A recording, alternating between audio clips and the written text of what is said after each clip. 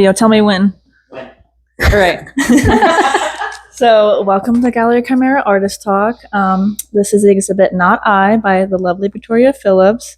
And I think we should start off, because I know a lot of people already know your background probably, but I think you should start off talking about where you went to school and how you became interested in painting, and like, how did you pursue your career in art overall? So we probably don't have enough time for all the details. I'll sum it up. I loved art my whole life. Since I was a kid, I was always into making anything out of all the things. I remember making like these little puff dresses when I was just in like elementary school, and my mom kept them for years. And then in high school, and I like sewed, I made all kinds of garments and bags and whatnot. And in high school, I was determined to go to SCAD for fashion design. But then I realized I could be an artist. I didn't have to just do fashion. And so I toured all these different schools and ended up going to a smaller liberal arts school in Tennessee for my undergrad in visual arts. And then I got my M.F.A. from SCAD in painting. So I didn't realize you were interested in fashion first. Yeah. Does that do you see anything that coordinates between your paintings and your fashion, like interest in fashion design? Yes and no. I feel like everything, I don't know, creating is different for everyone, right? But I feel like everything for me kind of overlaps. My undergrad is in studio art. It's visual art with emphasis in studio art. So I did like literally all the things, and painting and ceramics, and I started like a sewing club while I was there.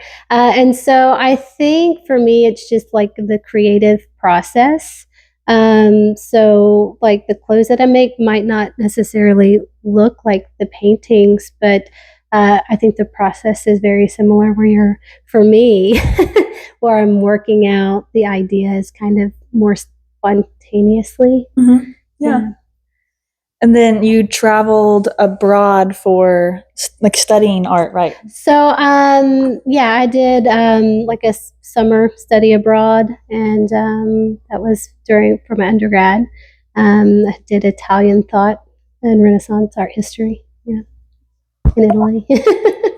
Also, if like any of you guys have questions during this, feel free to just pipe in during the middle of it. Where'd you go for undergrad? Lee University. Lee? Yeah, very small liberal arts school. Yeah. And you also did a residency.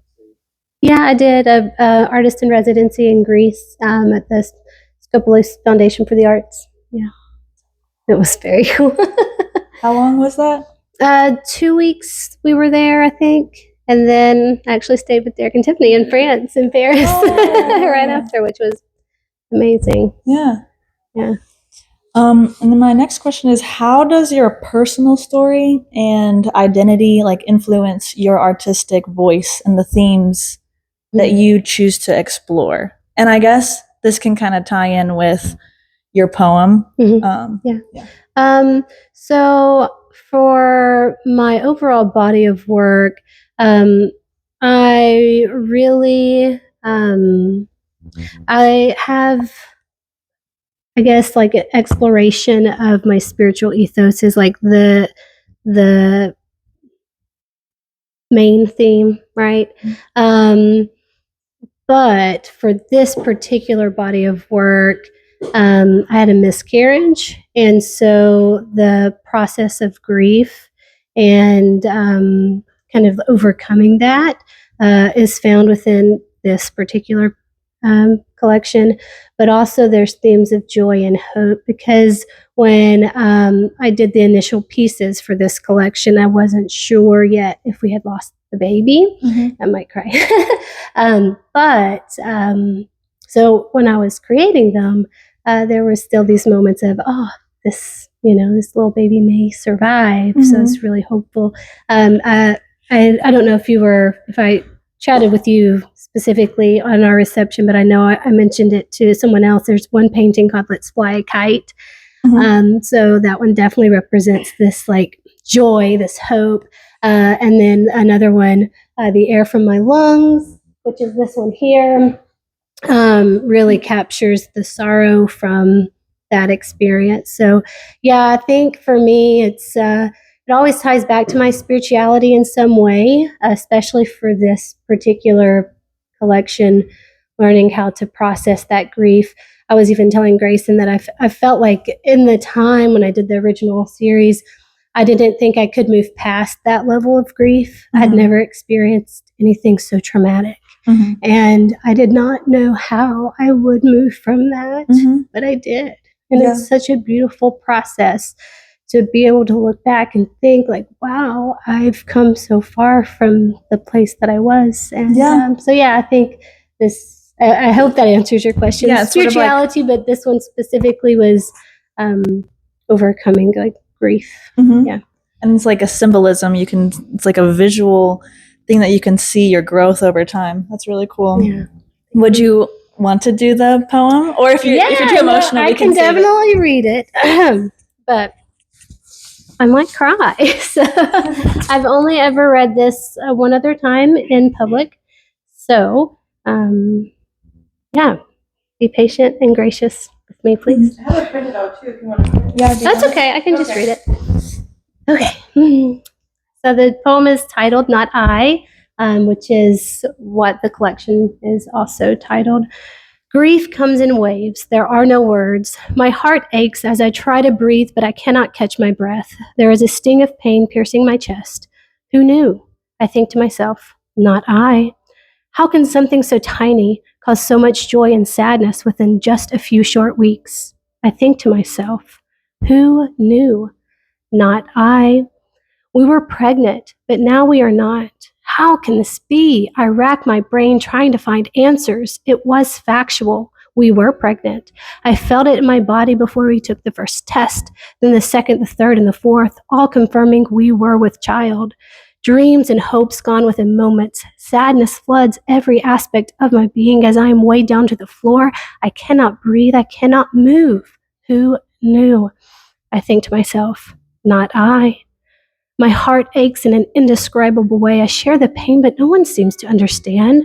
Their lives move on quickly as I am frozen in time. Why share this grief with others if they will dismiss it? They do not deserve to know if they do not also weep for this precious little gift. How can they move on so quickly? As if we didn't lose this precious little babe.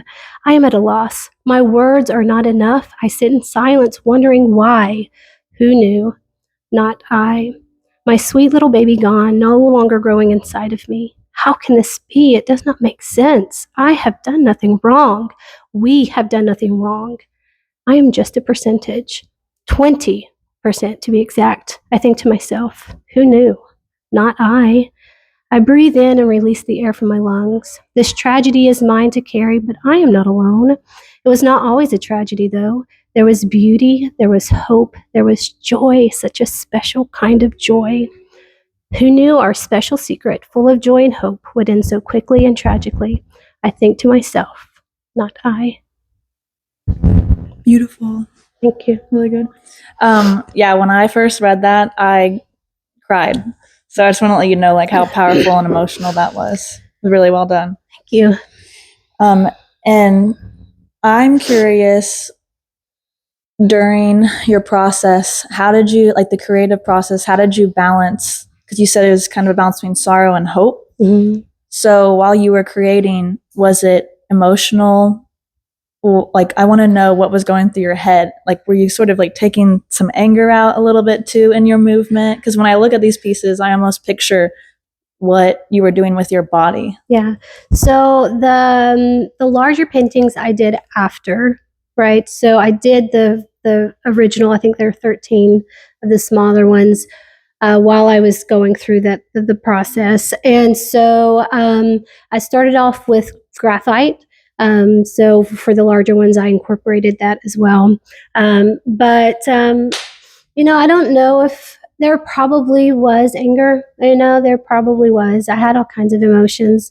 It was trying to process and understand, like even in my poem, I think to myself, like, what have I done wrong? But I didn't do anything wrong. So it's like, these moments of frustration where, and when I talked about my spirituality earlier, like asking God, like, why would you take such precious gift from me? What have I done to deserve it? And then recognizing, like, I didn't do anything wrong, right? This is part of life. The saying that it rains on the just and the unjust is true. Life is not always fair. The things that we want when we want it, they don't always happen, right? So it was definitely a personal journey of recognizing, like, I didn't do anything wrong, and other women experience it too. I'm not the only one. I'm not alone. And yeah, so moments of anger, probably, for sure, but also hope, because we didn't know at the time yet if I had lost the baby. So these moments of, like, okay, probably, thinking back, I was probably too hopeful, but like, really just in the same way of crying out, like, what have I done wrong? Like, also thinking, like, and praying, really, for the possibilities, Mhm. yeah. So a lot of emotions. Have you always done abstract work? And if so, how like different does this series look compared to the others? So yes and no. I tell my students I was a realism snob. Like, I only painted in like realism and oil and very tedious, intricate details for all through undergrad, after undergrad, right up until I got into my M.F.A. And then I started exploring into abstract processes and really started to investigate why I was interested in realism in the first place. And it was this idea of layering. I was using what was called the Renaissance glaze technique, where you'd use thin washes of color, essentially, and build up those layers. And so the process really is what transferred into my abstract work, which we were talking about earlier before the official artist talk, where I worked in layers, and then I would disrupt the process, but still have lots of washes, thin layers of pigment. And so they both kind of go hand in hand. So yes, from the realistic processes, I moved into the abstract concepts. And in these pieces, you can still see the thin layers of pigments and the washes, but I also incorporated graphite. So there's the realism's not there, but the same processes are, Mm-hmm. still Were connected. like the colors inspired by anything? Did you have that in mind, or I want to know what your thought process No, is. honestly, I didn't like choose the specific colors, and I keep looking at this painting, the gravity too. It was really very spontaneous, like what in the moment, and that's the original paintings, why they are titled what they're titled. Like, for instance, the little one in waves, Mhm. the idea that grief comes in waves, which is evident in my poem as well. And then gravity, the idea that I'm just being weighed down and pulled down. There's one that's called intertwine, because all of those emotions are connected, and feeling them all at the same time. So the colors were not necessarily, although they are significant, I didn't like choose like a or specific color theme as I was creating. It was very spontaneous, and yeah. Did you have the titles first? No. Or did you have the art and then? Yeah, the titles came after the paintings. Yeah. But a lot of times I listen to music, and so I will sometimes be inspired by the lyrics, especially if I'm feeling a specific emotion. And so I think for some of them I titled almost immediately, but it was after the painting was was done. And for the little ones, I just quickly wrote out what those titles were on the back as I finished them up. Yeah. And how do you hope that other people will experience your art? Like, did you have that in mind? Not initially when I created the original pieces that I used as studies for these larger pieces. I wasn't honestly thinking about anyone else. You could say I was being very selfish with my creative process at the time. I didn't care what if people liked these paintings or whatever. They were, for me, what I needed at that moment to express what I was feeling. But when I did the larger paintings, I was very intentional about how I wanted the viewers to respond. For me, whether someone likes the painting or not is irrelevant. I still am going to love the work and respect their opinion, right? But I do want people to interact on more of a visceral level, to have a visceral experience, to be submerged in the work and to feel something, whether it is hope that they are feeling or moments of sadness or sorrow where they can relate to my experience and know that they are not alone, right? So, I do want my viewers to, receive the work well, but also connect to it emotionally. I know not everyone will, but I do hope for the people that it connects to, that it really does speak to their heart. It's been cool to see people come in and look at your work, and there's people that like see almost like figures and like forms in it, and also like just that spiritual ethos that you were saying. Like this one in particular, I feel like I can almost like climb into the painting, like it has like depth, and so I feel like people are just drawn to, like, they want to be like consumed by it. I'm curious if you have a story of, like, what was your favorite interaction of how someone interpreted your piece, if you've experienced that yet with the series? I'll have to think about that. My favorite experience of someone interpreting the work was or if you just had like encounter with someone who experienced your art in a different way than you thought they would. Well, so yes, I can answer that. I'll talk about two experiences. The work was at another gallery before here, and I had several women who also had miscarriages who really received the work well. It spoke to them. It resonated with their experience. But I have a student who is getting ready for medical school who was really interested in this painting, The Air from My Lungs, I guess because of the medical school, and I thought that was really interesting because, he was really interested in the anatomy aspect of the abstract interpretation.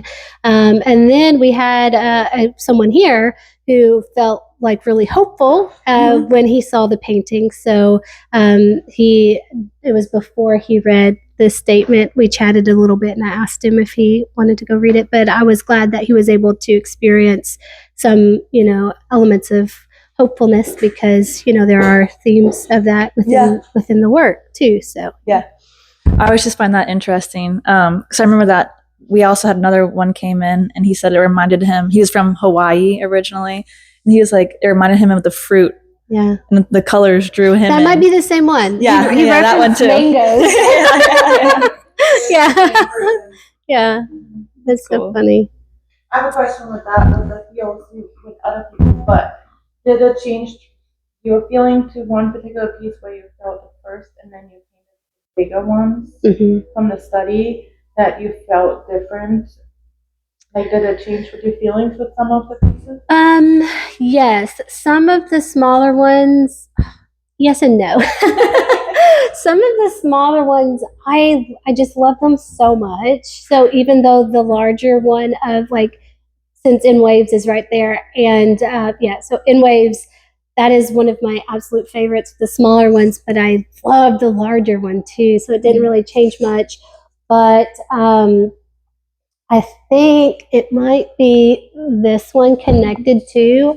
I am torn because I loved that one too, but I think the larger one might win out for which one. Because it changed your feeling towards what happened, or were you? Oh, I thought you were talking about aesthetically wise. Yeah, no. Like the feel of the like emotion. Yes, the emotion. Honestly, from the smaller collection to the larger ones, yes, absolutely. There was definitely an emotional shift. Where I was for the smaller ones, and I'm pointing back here because there's a lot of smaller paintings back here, is nowhere near where I was for the larger ones. In my mindset, my grief for those, it was raw and it just had happened when I didn't know really what was happening. But for the larger ones, I was in a place of closure. We knew we had lost the baby, and I had already had my daughter, our rainbow baby. So when I was painting these, I was still very emotional. It was still thinking about that the first loss is hard, but I was not near where I was for the first pieces. So yeah, I definitely, there was a shift. Yeah, sorry, I misunderstood your first question. Yeah. And originally you didn't, when you were doing the smaller ones, am I right? You didn't know that you would end up painting them big. You didn't have that in mind. No, I didn't. And I had actually started another collection and just had to pause it because I just felt like this wasn't done yet. I just wasn't, I don't know, as an artist, you're an artist too. When you're in a creative mindset or a creative flow, if you try to move on from that, sometimes you just get stuck. So I had to go back and continue working on these pieces. Yeah. That's cool. I'm curious how this collection and the experience that you've had from it is going to affect your future work. Do you have plans? Do you want to do something based on this or something completely different? So I am already working on another collection, but it's really about me as an individual and how I relate to other women, right? So it still has a feminine quality to it. But I am going to be incorporating lots of different media. So it's not going to be just acrylic and graphite. Since I sew, I'm going to be incorporating lots of fabrics and some sewn pieces. And I've actually, since I wrote this poem, I used to write poems all the time and journal all the time when I was younger, all the way through high school. And then I just stopped. But recently that love has grown. And so I think for some of the pieces, I'm going to write some of the poems that I've recently written. So it'll be kind of a mix of all the things I love. Yeah, all your passions that kind of inspire this series. But for the Not I collection, I think this was the stopping point. I think this was the... Yeah, that's cool. And then you're a teacher, right? I am, yeah. So how is your experience how does that go hand in hand? Do you think that your art kind of inspires your teaching? Like what was your journey like to become a teacher? Have you always wanted to do that? No. It does, I think, inspire my teaching. I never wanted to be a teacher. I even said I would never be an art teacher. Never say never. But right before I graduated with my undergrad, I decided that I might want to teach, that I might want to use what I love as backup plan. But it's so interesting. I finished my degree and I had an advertising minor, and so I had applied to some jobs. And my first interview in the advertising realm, I was just sitting there thinking, I don't want to do this. I don't want to do this.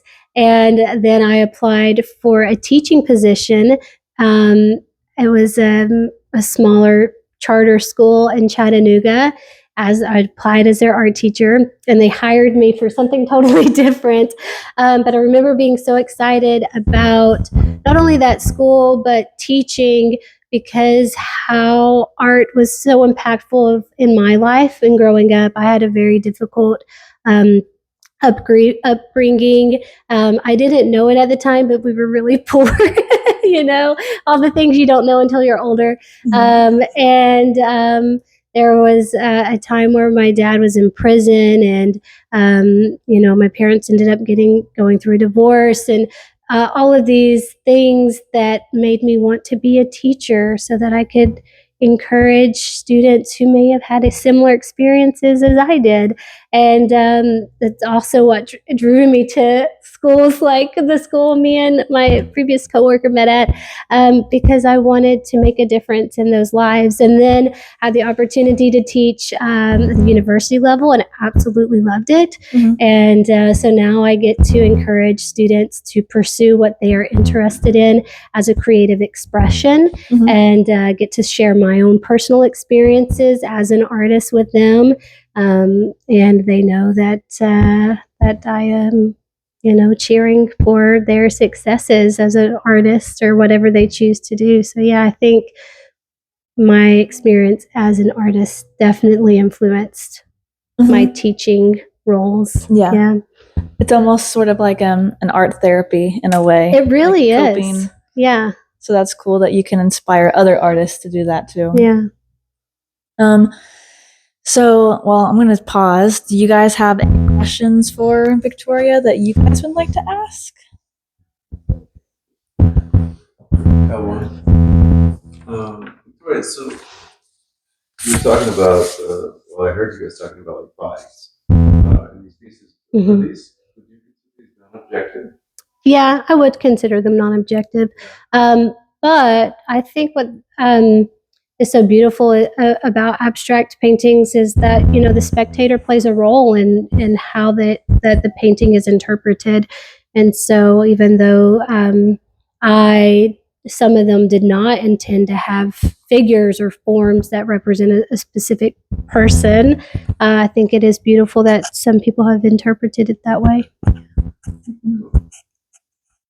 Have you always worked on wood panel too, or what made your decision in that? No, actually, when I was getting my M.F.A, when I was really investigating my processes and why I gravitated towards certain things and enjoyed like the thin washes of pigment and all of that jazz, I had just experimented with disrupting the surfaces and cutting through the paintings with like razor blades and using sandpaper and all of that jazz. And panels just held up so much better. I could really put my weight into it, and without going all the way through. With canvas, I would like go pierce through like almost immediately when I would take a razor blade. And so that's what led me into using panels in the first place, was my the disrupting the process kind of. Yeah. And I know you kind of talked a little bit about like the layering, but like, so for this one, for instance, I feel like it's pretty like a thin layer, but then this one's more thick. What was your decision making process? And what was going through your head? So you know this because you're an artist, but not everybody knows it. Especially when you're painting with an abstract piece, sometimes you just sit on it for a while until you decide that it's done. And others, you go back into it. And so this one was like, it was like done. I mean, I just knew it was done. But for instance, this one, it just didn't feel quite done until it was done. And so I went back in and added more, quite a few more layers to this one. So it goes back to the creative process of knowing when a painting is finished. Yeah. Yes, that's like the hardest part too. I can't tell you how long I just will like sit and stare at paintings. Right. Grayson can tell you. Yes. Yes. I did not work on this. For like the three in the back above the table over there, Yeah. I feel like they go so well side by side. Were they meant to go side by side, or did you create those separate? So, for the smaller ones, I like rotated them out. And a couple of them I did work on at the same time. Like I would work in twos.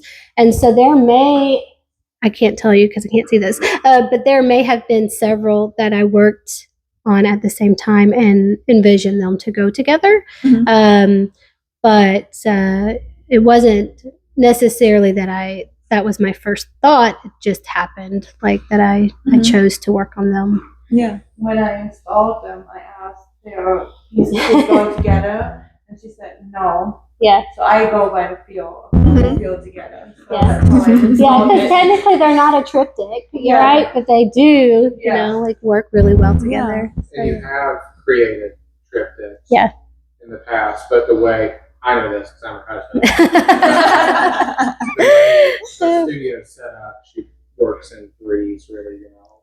And so we display a lot of things in threes because I think it works really well in our house. Do you paint in your house, or do you have like a separate studio? Yes and yes. Yes and yes. So I was just curious with this large scale work. Yeah, I actually started the large ones on my porch. Derek was at our house because I didn't have room in my studio or our house. And and then after I did all the prep work, then I started rotating them in my studio. So half of them were in my house and half of them were in my studio. In my studio, not only do I paint, but I have like all of my sewing stuff in there, and I have like a pottery wheel and like a whole space with shelves for like greenware and all of that. So surrounded by all your my favorite studio, although it's a pretty good size, it is packed because I do all the things. Yeah. So I paint in my house as well. Yeah. And this is my artist brain talking. I'm curious, do you ever document the process, like video yourself while you're creating the painting? I used to do that a lot. I know that it can be tricky to take you out of the creative mode. I did it a lot when we lived here in Atlanta, and that was before we had our daughter. But I don't do it as much. Part of me is like that. It does take away from the moment, and it allows people into your space, your like private sanctuary of where you're creating. So part of me is like, no. Then there's another part of me that knows like that is so important for social media and for growth and engagement. So, you know, you might see more of that, but right now I've just maybe been in the creative even just zone. like 10 seconds. It doesn't even have to. Now I do try like before, like I'm like actually actively working or after, I'll try to take a few shots. But not like while I'm working. Yeah, I need to probably do that more. It is so hard. It really is because you have to set up all the. You're doing all the things. Yeah. And then you're like, record, and then you get out. I hate it. Yeah. It's so nice to be free and not thinking about other. Like I know we want to share, but it's nice to not think about other people and then read your art because it's just like that's I'm like. Well, and too, I don't know if this has happened to either of you, but there have been times previously when I've been recording and my phone has died. Yes. I'm like, okay, this is great. Or you had it on like the slow motion setting. Yes, I did that once. Or you accidentally turn it off before you even get to going. Yeah. So I'm also curious about. I ask a lot of artists. That's this. okay. What was there like a soundtrack you were listening to while you were creating these at all? What? Because I feel like every time I do a different painting or series, I have like a certain genre of music. So I did listen. Now I did listen to similar music for both the smaller series and the larger series. But for the larger series, I definitely listened to some spiritual music. I was feeling all the feels. There's one song, I'm going to have to close my eyes to try to think of it. It talks about your tears and your sorrow bringing like a bountiful harvest of joy. Okay, I'm totally screwing up the lyrics. I'm paraphrasing there. But I remember listening to that song and just crying for one of these paintings because I had felt so much grief and then looking back and creating these larger paintings and having our little rainbow baby and experiencing the joy that has come with being a mother, like that song just really spoke to me. So I listened to that song, I don't know how many times when I was creating this series, and similar songs, just because it's, it was where I was, what I had experienced, and then I did reap joy, like so much joy. Yeah, that's cool. Like I said, I almost picture the movements you were making like a dance, and then I'd think about the process and what went on in the background. And it is everything. kind of like a dance, honestly, because the way that your body moves is just really fluid, and I use my whole body when I'm painting these larger pieces. So it is definitely. And when I'm in, and another reason why I probably don't record myself, because I cry, I do dance, I just stare at my paintings and touch them. Like, you do all these things as in the privacy of your studio when no one's watching while you're creating. And so, it's super personal. It is. And to invite someone in is like, are they going to think I'm crazy? Or is this beautiful? Like, I'm kind of curious too. I'm going to put you on the spot a little bit. What, you can just kind of do a quick summary if you want, but I was watching her create these. Did you get to see the process from beginning to end, or does she sort of just like do her own thing and then you see it later? And did it evoke emotions for you because you guys were going through a similar experience? Yeah, so we've been married for 10 years. So I say I have a diet M.F.A. because I was like there for her whole M.F.A. and, installed all of her review shows and installed her final thesis exhibit, proofread her thesis. So I was like there for it all.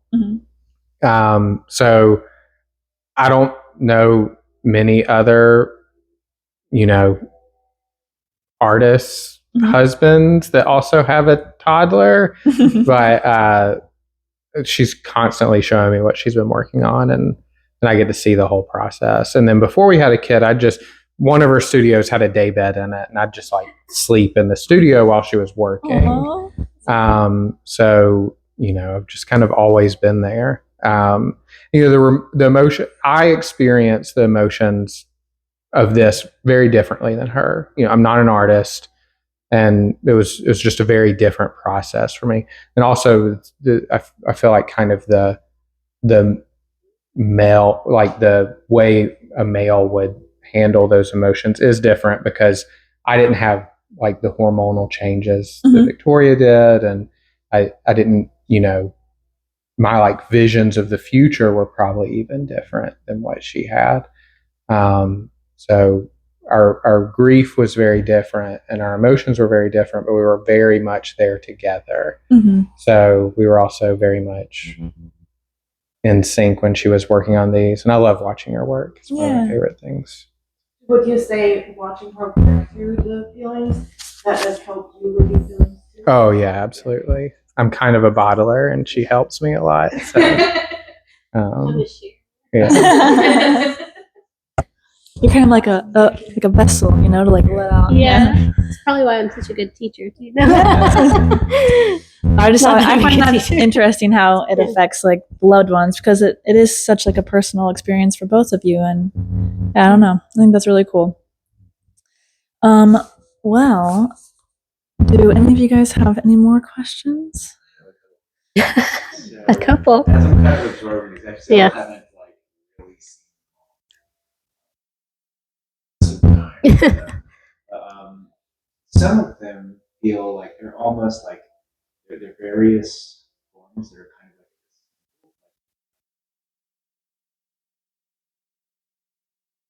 like this. Others not. Some of them feel perhaps like one or more light sources, like it's responding to something else. I just feel these like relationships.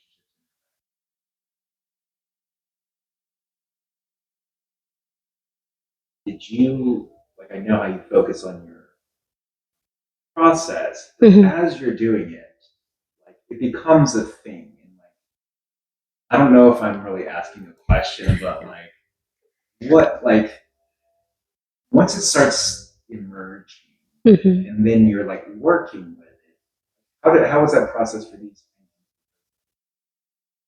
This one in particular feels like a very clear, tidy structure. We have like, there's a look like potential a couple light sources, you know, that are not in the same place, and so like when you start seeing this and start deciding what to do, like, I'm just curious as to, these are pretty different from your other ones, and so I'm just interested in the forms. Yeah, to push so they're all going to be very different, right? So the collection functions as a whole, but they're all very unique. And I think that in terms of having different light sources, initially looking at the smaller pieces as inspiration, some of them are very similar, some of them are not. The idea, like in retrospect, is I don't know for if some of you maybe feel this way or not, but like in like utero, like in like if you have seen like ultrasounds, it can look very similar in terms of having like areas of light and dark, and so I think in some of these, like my subconscious that's where my subconscious was. Not all of them, but I do think for some of them, that's where my subconscious was. And then for like this painting in particular, it looked a lot different. And I went back and I reworked this one until I got it to a place where it just felt right. And that's probably why it feels so much more structured,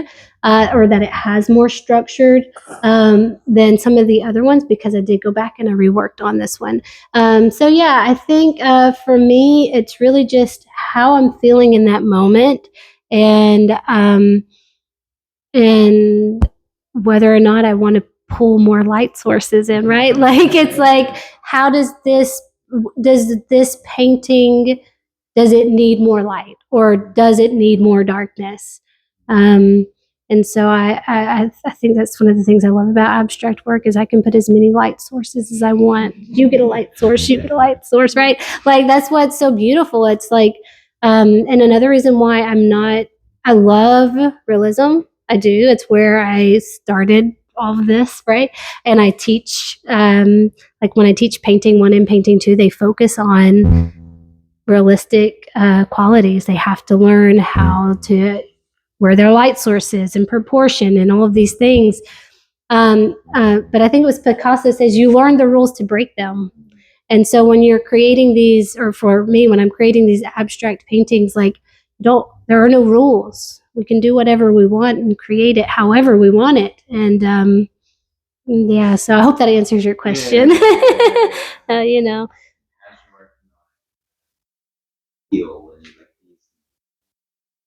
It needs more, or it needs less. Yeah. That does answer the question. Yes. Even though, I mean, it is abstract art. Abstract answers. Kind of to go back on something we just keep working on. This one was the first one you started. Yeah. And the last one. Yeah, I think so, actually. So all of the other back work around. was started and completed. In between. So he does see the full process. And he pays close attention. But yeah, and I do think, like, for some of the forms, I did want them to interact and to have that finesse, and others I wanted to be more organic and kind of spaced out. So yeah. Very intuitive.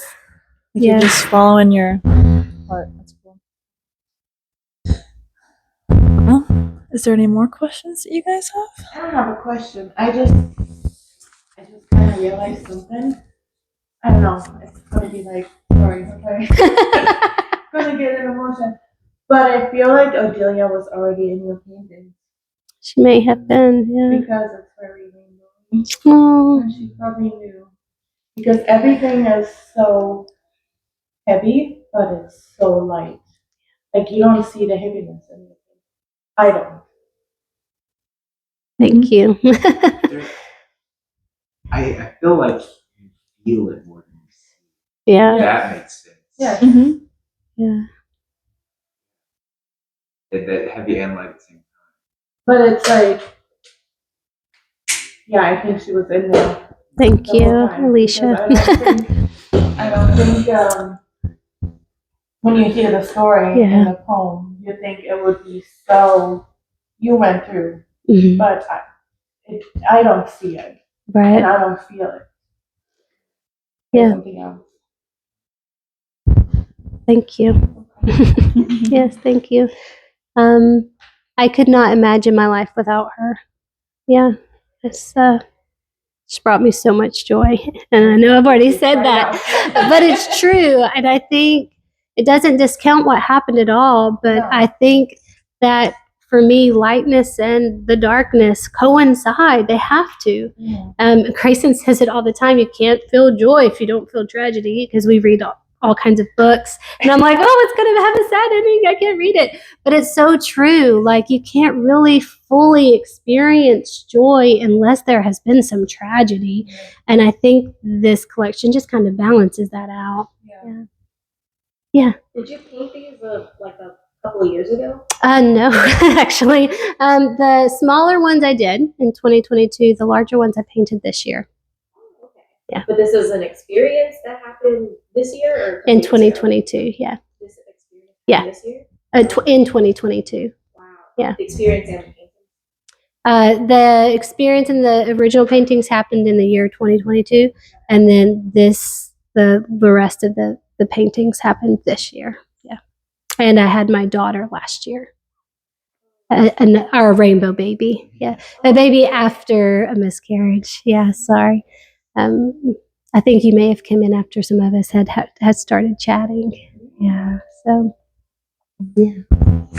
I know you quoted Picasso, but I was wondering if you had any other artists that you were inspired by. I love Rothko's work, and Helen Frankenthaler. You know, color stain, color field paintings have always just really, especially when I started looking into abstract expressionism and thinking about the work that I wanted to create. So yeah, those would be probably some of my two most influential artists. William Turner, though, and the layering and the light, which I think is evident in some of my paintings too. The idea of light. So yeah, those are a few of my. Do you think traveling abroad inspired your work at all? I'm asking because that's like a huge motivation in my work. So I'm just Yeah. I think traveling abroad just opens your mind to more, and seeing works that you've studied and architecture that you've studied as an artist. It is like mind blowing. It makes things seem more possible. Yeah. So- oh my God, it's real. It's not just a picture. Yeah. So in a way, yes, for sure. I think if anyone can travel abroad, they should. But especially as an artist, you should definitely take any opportunity you can. Yeah. Any other questions? Any more questions? Also, if you have anything else that you want to say about this series that I didn't ask you, or that you didn't get out that you've been holding. I guess there are a couple things I do want to mention. So a lot of times I'll paint the sides, like I'll wrap the painting around. I'll paint the sides of the panels, or if I'm doing canvas. But for these pieces, I actually sanded and stained the wood. For one, I didn't want the sides, because a lot of times you want it to like be one whole piece, right? Yeah. But I didn't want the sides to distract from the front.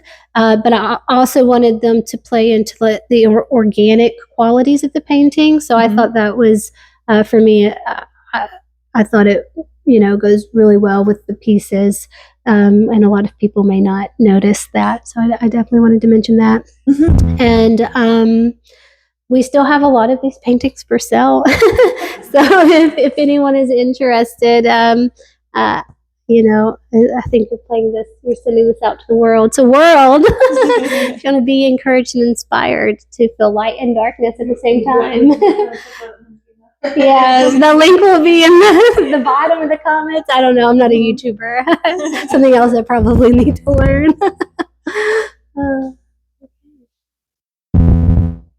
Well, anything else that you guys want to ask her before we wrap up?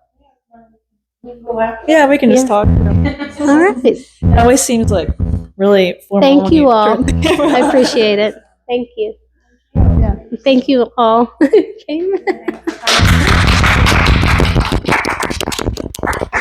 I'm not sure how to turn this on. I'll take it. I'll take it. You could just hold it down. Thank you guys so much.